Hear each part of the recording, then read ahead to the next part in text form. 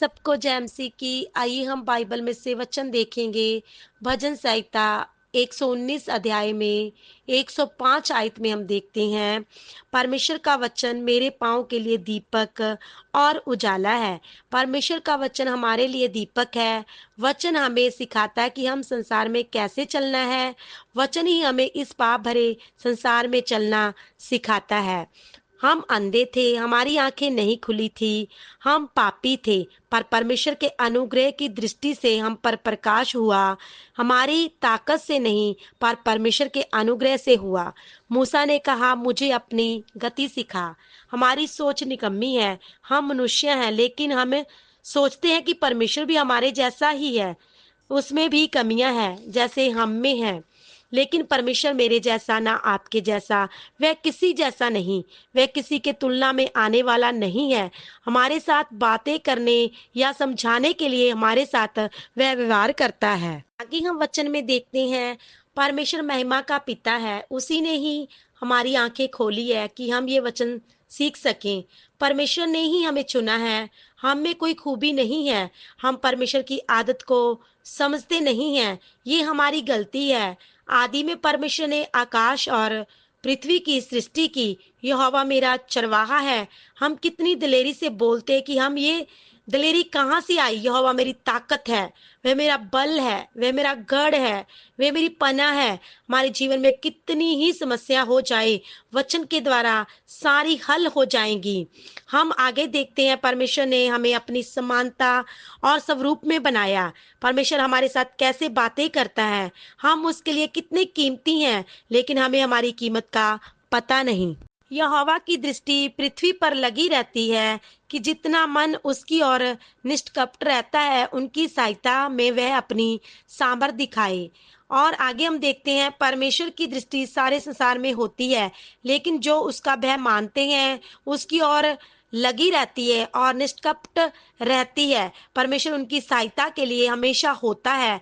परमेश्वर सीधे मन वालों के साथ रहता है और उनकी सहायता करता है। परमेश्वर के वचन की तुलना आग के साथ भी की गई है। हमारे जीवन में जब हम परमेश्वर के वचन को पढ़ते हैं, परमेश्वर का वचन आग का काम भी करता है। वह हमारे जीवन की बुराइयों को, हमारे जीवन के पापों को जला देता है। आग जो है वह चीजों को शुद्ध करता है। सोने की चीजों को शुद्ध करने के लिए आग में डाल दिया जाता है।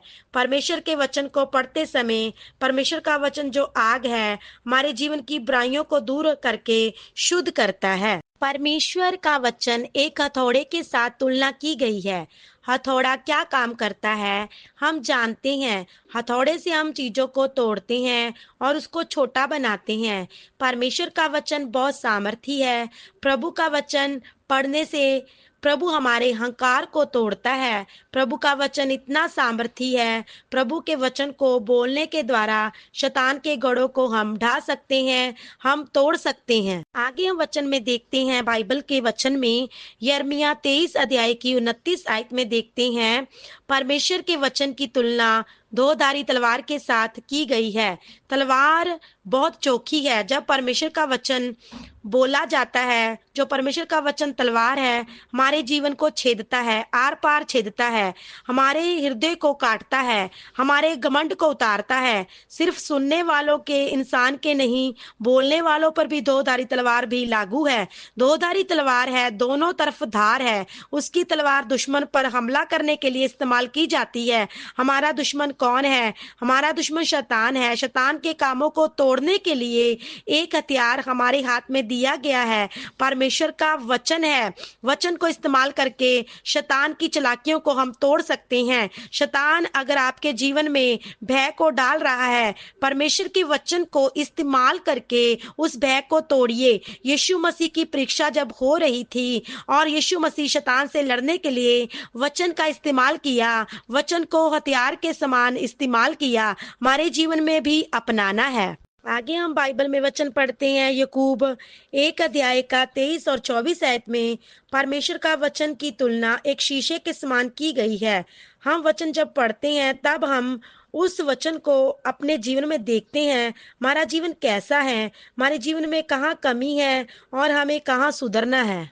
पुराने नियम में हम देखते हैं, यूसुफ जो कुछ करता था वह सफल होता था। अगर परमेश्वर किसी के साथ है, तो परमेश्वर उसको सफल करता है। उसके जीवन में परीक्षा आती हैं, परीक्षा में भी जयवंत से बढ़कर निकलते हैं।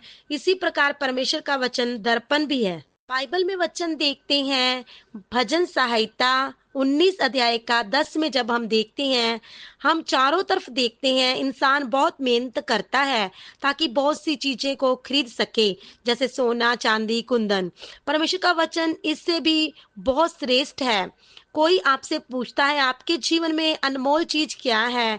वे आपके गहने नहीं, सोना नहीं, चांदी नहीं, आपका कितना बड़ा घर हो, आपके पास हो, वो नहीं, परमेश्वर का वचन है। क्योंकि परमेश्वर का वचन सबसे बहुमूल्य है और वह सोना चांदी से भी बहुत अनमोल है। परमेश्वर का वचन मधु से भी मीठा है। परमेश्वर का वचन शहद से भी मीठा है। इस वचन को रोज हमारे अंदर लेने से हमारे शरीर और आत्मा को बल देगा, आपकी आत्मा को ताकत देगा। शैतान की परेशान करने वाली दुष्ट शक्ति से लड़ने के लिए भी आपको सामर्थ देगा। आगे हम वचन में देखते हैं, पहला पतरस 1 अध्याय की 23 आयत में परमेश्वर के वचन की तुलना बीज से की गई है। जब हम मत्ती में भी पढ़ते हैं, बीज बोने वाला इंसान बीज को लेकर बोता है। वह बीज अलग अलग भूमि पर गिरता है। इस दृष्टांत में भी बीज जो है परमेश्वर के वचन को दर्शाता है। वह बीज फल को लेकर आता है। परमेश्वर के वचन का बीज हमारे अंदर जाता है, हमारे अंदर से फल उत्पन्न होता है। वचन में ये भी लिखा है कि हम फल से लोगों को पहचान सकते हैं। आप अपने जीवन में आत्मिक फल उत्पन्न करो। एक रास्ता है परमेश्वर के वचन को पढ़ना, मनन करना, क्योंकि परमेश्वर के वचन की तुलना बीज से भी की गई है। इफिसियां 5 अध्याय 26 आयत में हम देखते हैं, परमेश्वर का वचन जल है। यीशु मसीह कहते हैं, जो मेरे पास आता है जीवन का पानी पिएगा, जीवन की जल की नदियां उसमें से बह निकलेंगी। आत्मिक जीवन में जो पानी है वो है परमेश्वर का वचन। उसे पीना बहुत जरूरी है, फिर आप आत्मिक जीवन में बल प्राप्त करोगे। पहला पत्रस 2 अध्याय 2 आयत में हम देखते हैं, आत्मिक दुनिया में भी आत्मिक जन्म होते समय भी परमेश्वर के वचन की जरूरत है। उस समय जब हम आत्मिक जीवन में सियाने हो जाते हैं, हम परमेश्वर के वचन को अन्न के समान लें। परमेश्वर के वचन को अच्छे से पढ़ें, मनन करें, दूसरों को हम सिखाने वाले बन जाएं, क्योंकि ये हमारे जीवन में बहुत जरूरी है। परमेश्वर के वचन के बिना इंसान आत्मिक जीवन जी नहीं पाएगा। वह आत्मिक मृत्यु की तरह जिएगा अगर वह वचन नहीं पढ़ रहा है तो। आमीन।